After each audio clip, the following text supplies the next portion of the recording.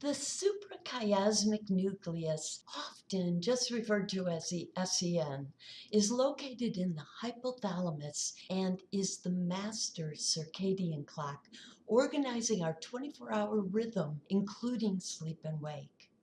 A series of studies in the 80s and 90s showed that lesions in this nucleus in animals resulted in a total loss of circadian rhythms.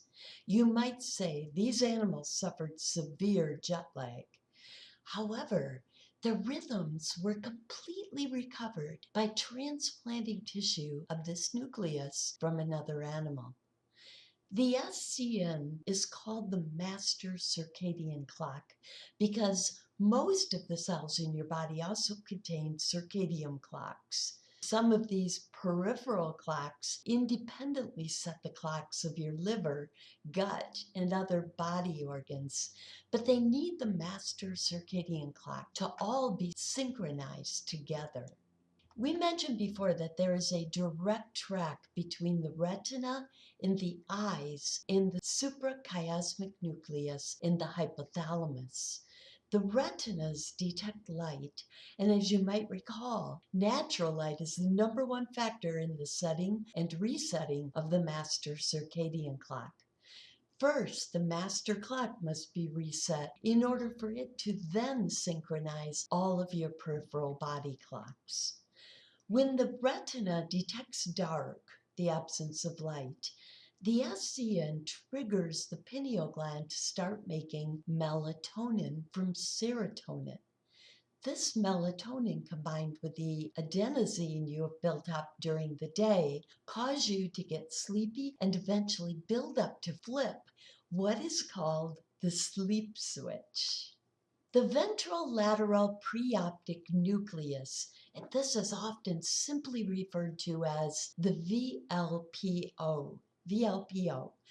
The VLPO is another set of cells in the hypothalamus that play a critical role in producing sleep. McGlinty and Simusiak in the year of 2000 discovered its major role and thus named it the sleep on/off switch, oftentimes just referred to as the sleep switch. VLPO cells become active around the onset of sleep, and their level of activity increases with the depth of sleep. The VLPO sends inhibiting messages to the arousal systems, including those that use orexin, histamine, glutamate, and serotonin to maintain wakefulness. As these levels decrease, GABA levels increase and continue to increase through non-REM sleep. When non-REM sleep builds, two things happen simultaneously. Remember the basal forebrain? The basal forebrain uses adenosine to inhibit its release of acetylcholine, which in turn inhibits activity in the forebrain and increases in GABA levels. The cells in the basal forebrain that perform this function are one of many examples of areas of the brain that are more active in sleep than when we are awake. Meanwhile, the reticular formation in the brainstem still sends outside sensory information up to the thalamus. But remember the role of the thalamus as a gatekeeper for sensory information? During non-REM sleep, the thalamus closes that gate, thus inhibiting this information from going on to your cerebral cortex for interpretation. Remember that GABA levels are increasing. Thus, we now see the production of sleep spindles and K complexes during stage 2.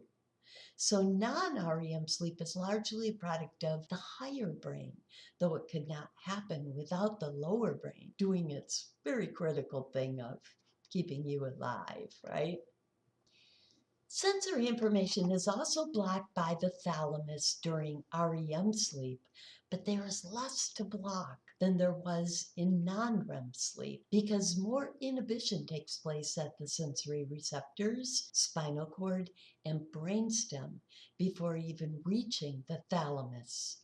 While the thalamus helps to suppress the cerebral cortex during non-REM sleep, it helps keep it active during REM sleep. The brain is highly active during REM sleep, as high as it is when you are awake, and many parts of it even more active, partially due to the forebrain resuming its release of acetylcholine. Recall that's the main chemical in wake and is inhibited in non-REM sleep. However, except for automatic functions like your breathing and heart beating, for example, the active brain is nearly isolated from the inactive body in REM sleep. Very limited sensory information is making its way into the brain, and commands from the brain to the voluntary muscles of the body are blocked at the brain stem by glycine and GABA working in concert, producing what is known as REM muscle paralysis. Finally, there are three specific groups of cells in the brainstem that are maximally active during REM sleep, collectively called REM-on cells. Other cells in other areas of the brainstem are nearly silent during REM sleep, and thus called REM-off cells. Now, don't get these mixed up with the sleep switch in the hypothalamus, right?